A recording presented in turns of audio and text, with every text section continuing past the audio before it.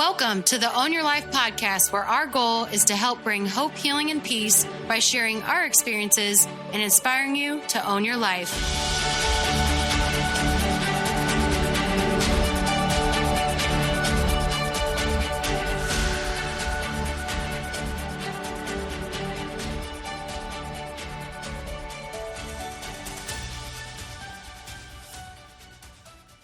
What's up, everybody? Welcome to the Own Your Life podcast, episode 7. Today, we are going to be talking about routines. And right now, we feel like this is a perfect time to establish routines if you don't already have any, because summer's about over and people are going back to school, even if it's remote. And it's just a good time to start yourself in a routine that's going to help your life. Absolutely. And this isn't a dirty word. Sometimes, you talk about routines and it's all fun and games until you start actually having one. And then it's like, wow, how did I ever live without a routine?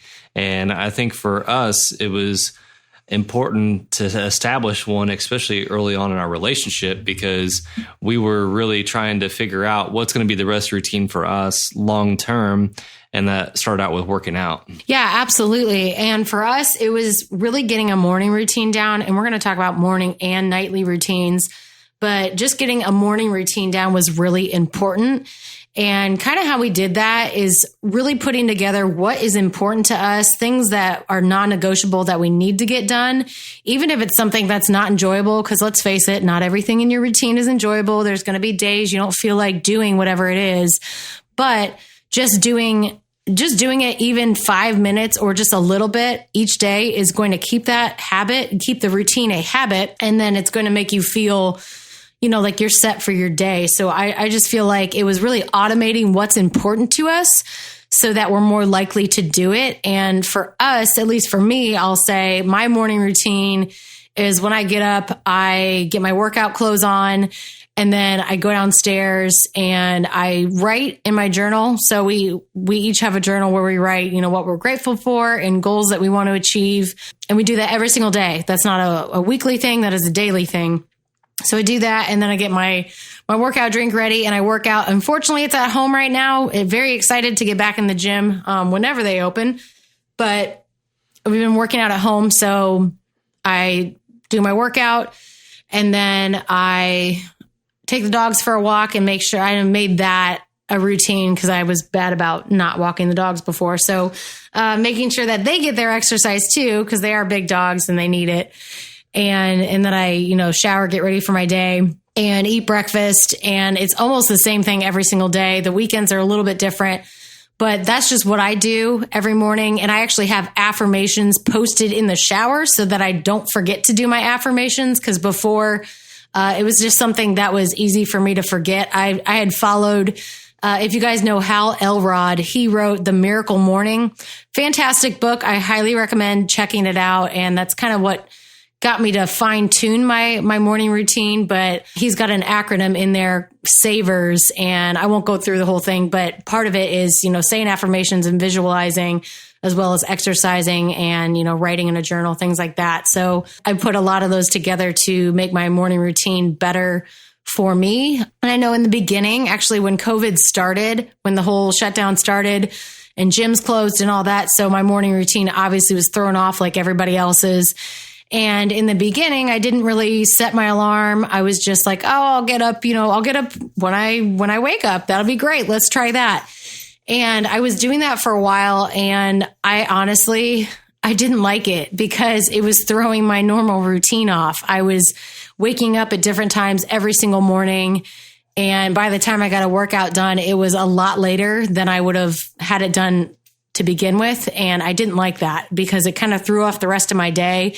Where you could think like, oh yeah, sleeping in's great. But I don't know, for me, my personality and just being very, very efficient and wanting to get a lot done in a day, I feel like I'm most productive in the morning time, probably from when I wake up to like noon. That's pretty much my sweet spot for getting a lot of things done.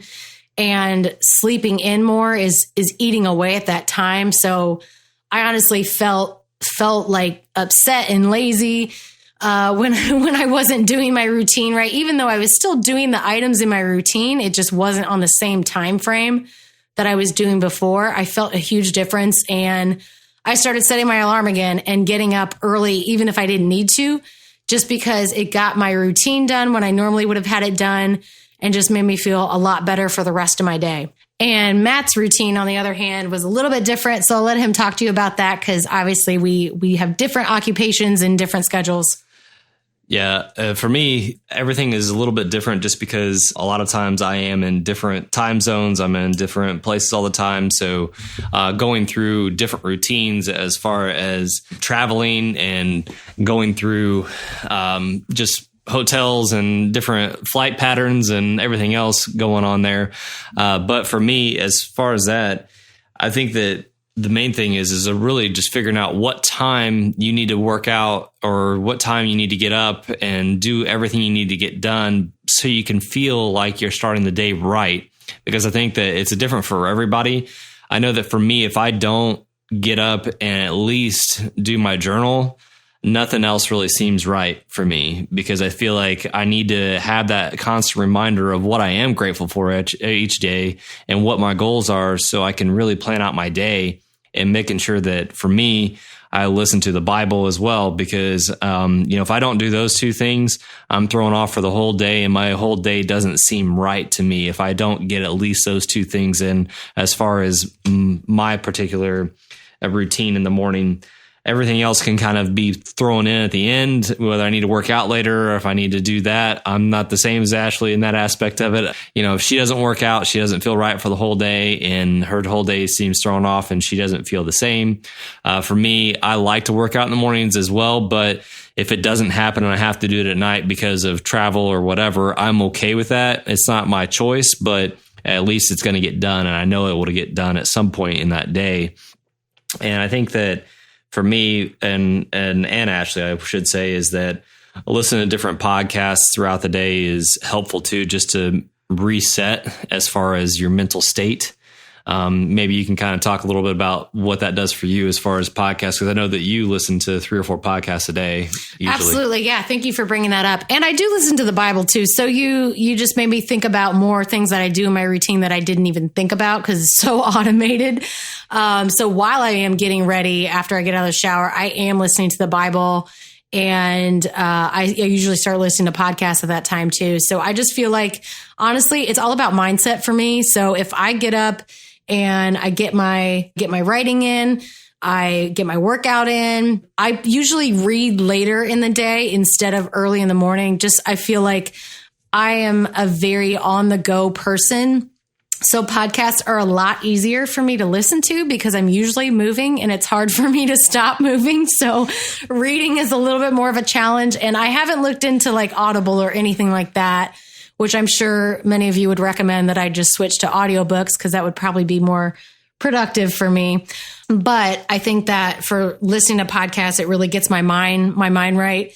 And I think it matters what kind of content that you're listening to. Obviously, we love it that you guys are listening to our podcast, but making sure that you're listening to something positive, not a bunch of gossip or, in my opinion, politics, things that are touchy and that can get very heated. I don't know if that would, I don't think, at least for me, that would not put me in a good mental state. So I don't listen to things like that. I listen to more uplifting, inspiring, motivational podcasts like that, even just informative podcasts. Some stuff that I listen to is very like scientific.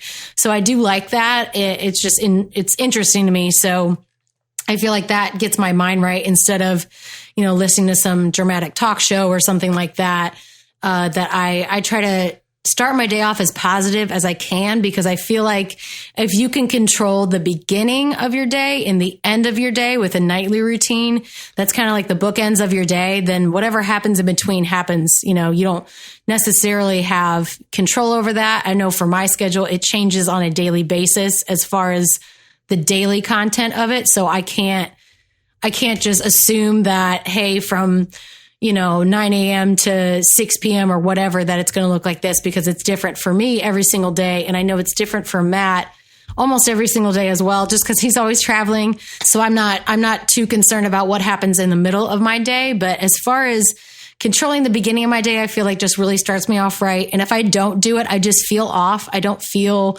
100%. I don't feel like I'm set. So I don't feel like I set myself up for success for the day. So that's what a morning routine has done for me.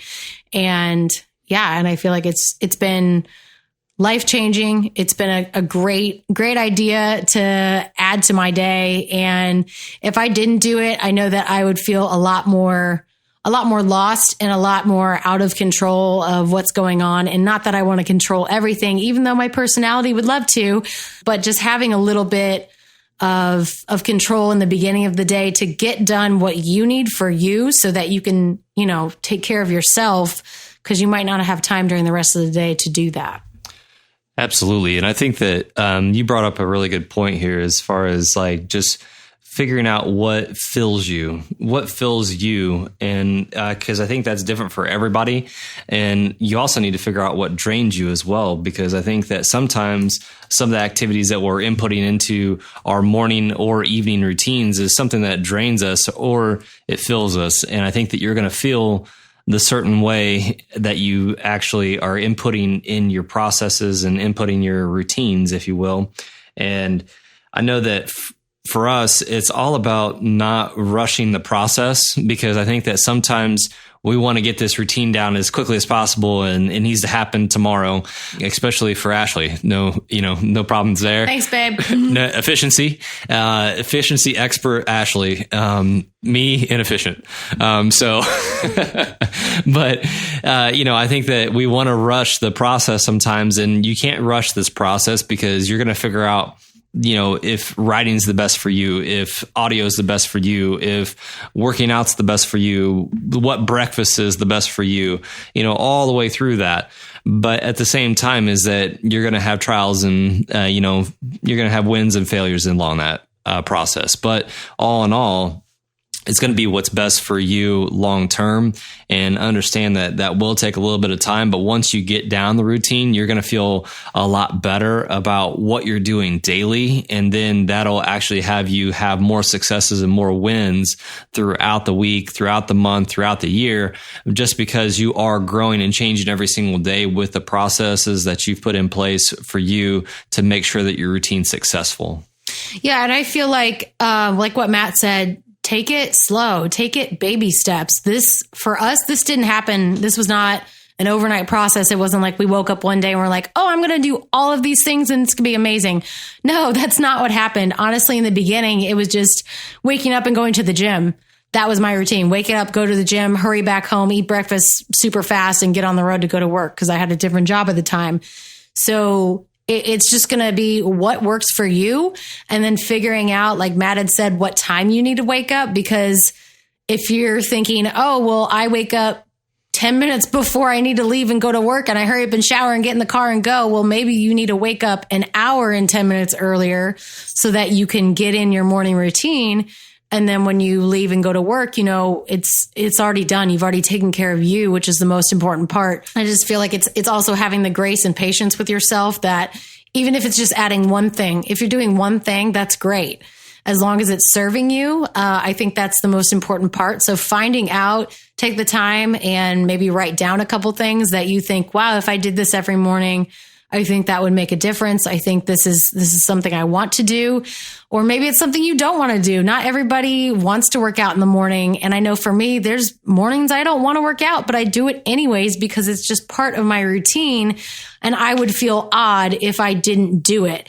Even if it's a shorter version of a workout, I still did it. I still did the habit. And to me, that is still a win. It doesn't have to be some crazy, insane workout where you go, 150%. Just doing something, moving your body, I think is huge. And like we said, baby steps, that's the way to get started. Just start somewhere, because I think people can get overwhelmed and think, oh my gosh, I can't do your routine. I can't do that. It's too much, or that's not enough. And you can get overwhelmed, but that's not the goal. The goal is to start, just to do something, just start. Even if it's one thing, even if it's 1 minute, if you sit in silence for 1 minute, whether you're a person of faith or not, and you want to pray or meditate or whatever it is, do that. That is something. Just start somewhere. Yeah. And I think that was the biggest challenge for everybody, really, is just starting. And when we talk about working out or anything like that, you can actually just have as simple as maybe 5 push-ups, 5 sit-ups, and then write in your journal for 2 minutes and be on your way. So it doesn't have to be an hour-long process. Ours is just a little bit longer because that's what we choose to have it. And I think that when you realize that this is all to help you and not hurt you in any way, because I know sometimes we're like, oh, I got to wake up an hour and a half before I got to leave for work. This is going to be terrible. Well, it's not supposed to be terrible. It's supposed to help you so you can set up your day for success and to get the wins that you really need long term, and figuring out what fills you. Because I think that if meditation is what fills you, then be able to meditate and be able to fill yourself before you get drained by the day. Because I feel like, especially now in these times, there's a lot of draining information out there. There's a lot of things that are on Facebook, on the news, on Twitter, on whatever platform you want to look at.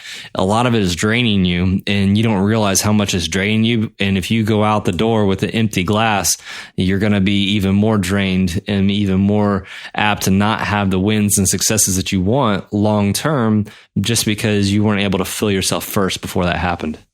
Yeah, I think that's so important. And I also think it's important to have a nightly routine.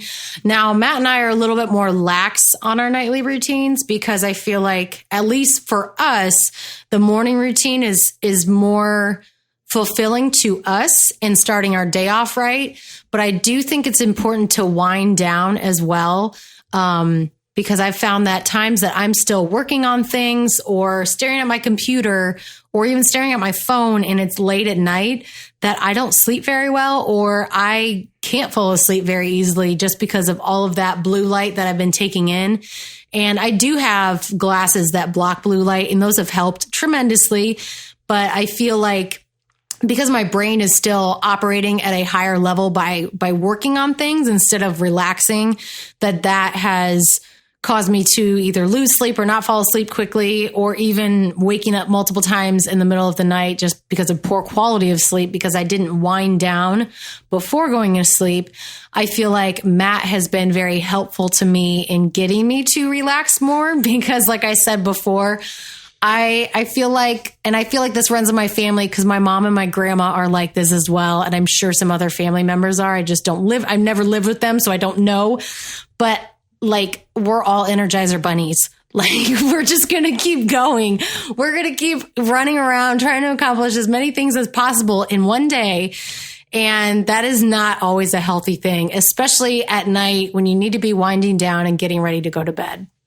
Yeah, and I think that a part of that is self-time that we were talking about, is that, a lot of times, even for us, sometimes you'll be upstairs and I'll be downstairs, or vice versa.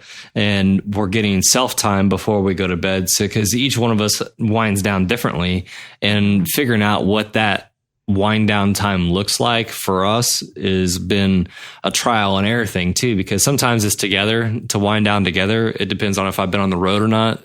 Sometimes that's a together thing. And if I haven't been on the road, then it means that we may be apart. It just depends on what it was for us that day and what we need to end our day properly. Yeah. And some of the things that we've done, and some of you might disagree with some of this, but I feel like you got to find out what works for you, honestly.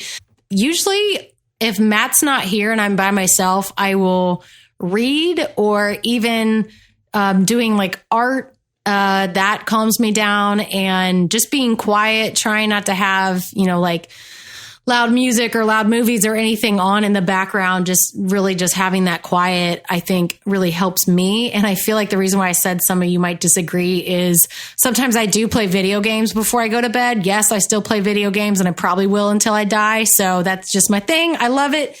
And I know that can be stimulating. I know that there's various studies that show how stimulating video games are in the brain. But I feel like for some, because I've played them multiple times, it's not as stimulating for me, and I'm not playing anything that's crazy intense. So it's not like getting my heart rate up or anything like that. It's usually something that's a lot more chill. So I feel like for me, that calms me down, but I know I might be disagreed with by some, but for me, you got to find out what works for you. So that's what I do. But when Matt is here, it's usually us just relaxing on the couch and maybe watching a couple episodes of The Simpsons or a funny movie or just something just to relax and have a good time. We're not trying to watch anything too crazy or intense or suspenseful. I am not a scary movie person at all. I've seen enough. The scary movies I've seen is plenty for my life. I don't need to see any more. I'm not into that. Don't enjoy the heart racing and freaked out. And yeah, so I don't enjoy that. So, it's just being mindful again of what we are inputting into ourselves before we go to bed. Cause I feel like that also has, that has a lot of impact on how you sleep, how well you sleep, if you can fall asleep and so on.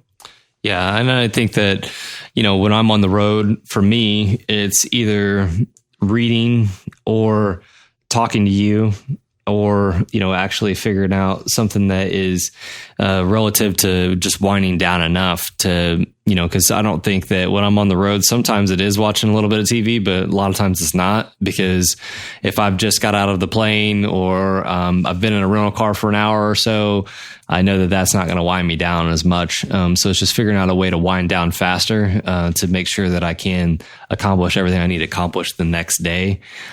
So figuring out that has been a challenge at times. Even sometimes it's taking a shower at the end of the day, figuring out, how to relax a little bit and just figuring out that for yourself. So hopefully some of those routines have been helpful for you guys. And I know that we always appreciate any type of comments or feedback from you guys. So make sure you guys do comment or feedback on what's working for you and what's not working for you. Yeah. And like we said before, a great resource is The Miracle Morning by Elrod. That's just been very helpful to both of us. And I would highly recommend that book. And like Matt said, we appreciate all your comments. Please rate, review us, subscribe. We would love to hear from you. And we will catch you guys next week.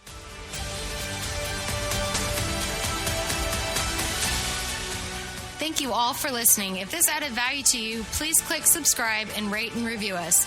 You can also find us at Own Your Life Co. on Instagram and Facebook and ownyourlifeco.com. And as always, own your life because your life is your responsibility.